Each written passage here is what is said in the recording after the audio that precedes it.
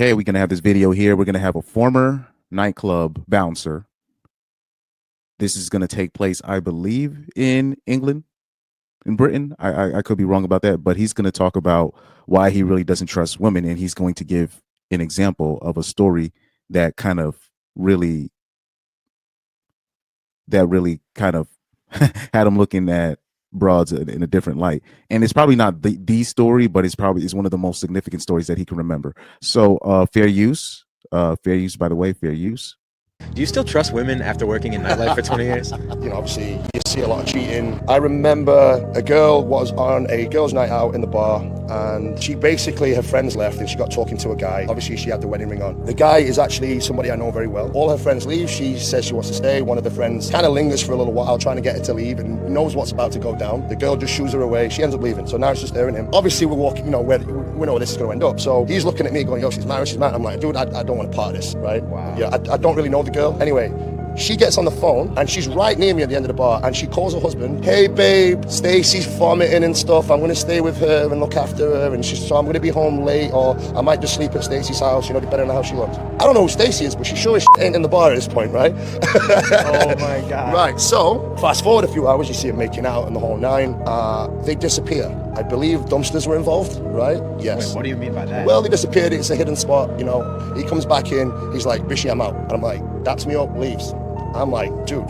She comes in 3 minutes later, just adjusting herself, calls her husband, has him pick her up at the bar, comes in, and she's introducing him to people like nothing happened. And I'm just like, I'm scarred. I'm scarred for life. That's beyond. Yeah, sounds about right.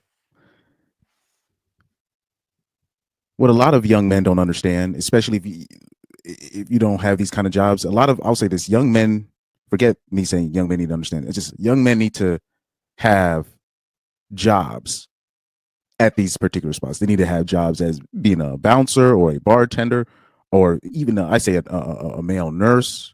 You need to have certain jobs where you're working with women, or you're in a position where you're seeing women in a different way. You need to have that kind of experience, right?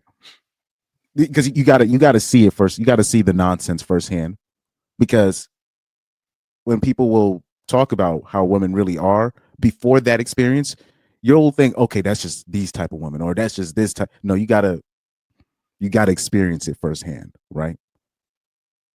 So in his situation, I could replicate that situation with what I saw in college. People don't understand that first, especially what happens is if you're an athlete, you got to go on campus early, right? Because of preseason training and all that stuff. So what ends up happening is you'll have the athletes come in early, and then the students that come on campus, you see them like 2 or 3 weeks later. So those first 2 weeks, or that especially that first week when you see girls coming in on campus, that first week, they are in absolute feral mode.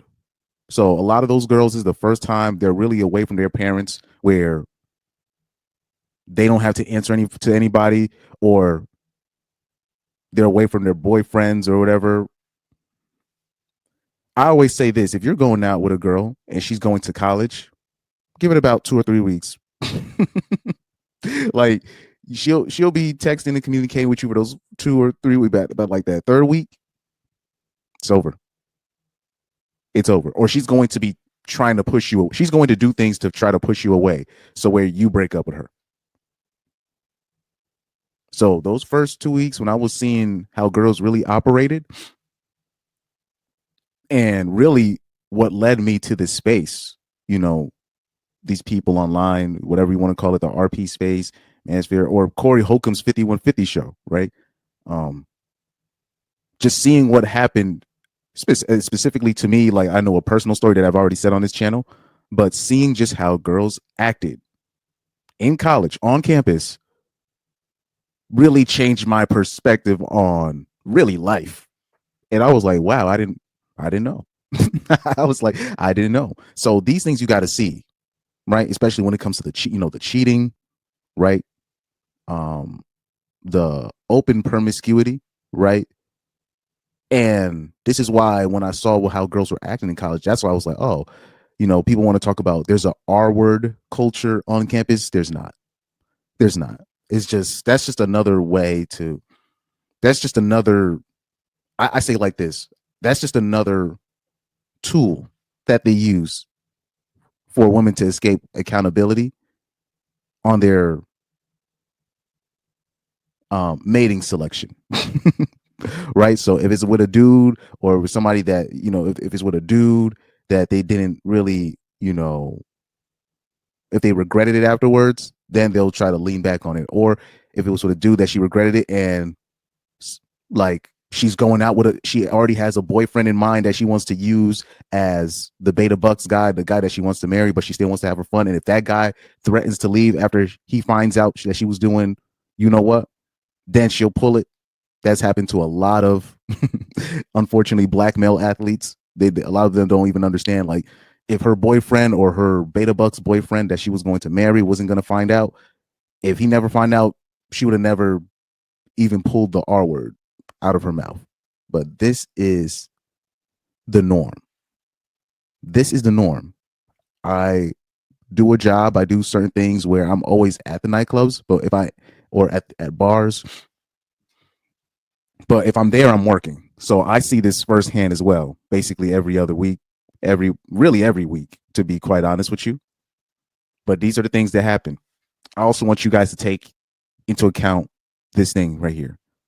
Sex is not long for most people.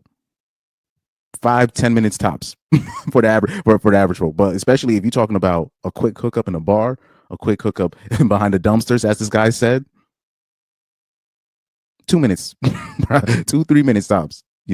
These things to act like, oh man, my girl ain't capable of doing this. Look, sex is only like 2 minutes, 2 to 3 minutes. Especially if these little spots, people ain't having no 20-minute sex session in the back of the dumpster. They back there for tops 5 minutes, 3 to 5 minutes. I remember literally doing a gig, and a singer that will not be named. This isn't a person that I regularly work with, but a singer, older married singer, hooked up with somebody. Like, literally, I called her. She thought she was slick, but I didn't say anything. But she has kids.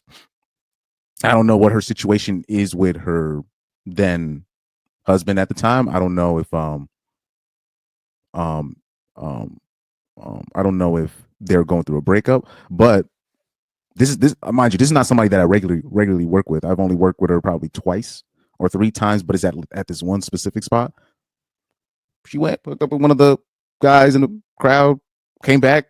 It was during our halftime, went right back to singing like nothing happened. It's like that hookup, like the guy that she hooked up, that was not her husband. So it's that quick. So especially when you're hanging out with, or say, how about this here? If you're looking for a girl and she's trying to gaslight you into letting her go out to these nightclubs by herself, especially if she doesn't even want to bring you, if she just want to go out with the girls, just ask these bodyguards right here, and they will have horror story upon horror story. He has plenty more horror stories. The reason why he mentioned that one is because he knew these people personally. But the horror stories upon horror stories of how these women act when they're at these spots, especially if you're a young man and you with another young woman, if she wants to go out and she's just so mad at you, and if she goes against your orders, you're really just supposed to just let her go, because low key, scientifically, what's happening with her, she's actually ovulating. So like there's certain young girls, like, right, when you're at that age, you'll tell her, okay, I don't want you going out, and she'll listen depending on what time of the month it is. But then there'll be like this one time of the month where she's like, why can't you let me go? And that's when the gaslighting starts. Oh, you're insecure and blah, blah, blah. And then if she goes against your wishes and goes, you might as well just let her go, because really she's ovulating during that time. Now, that's a whole other, scientific, that's a whole nother science to that.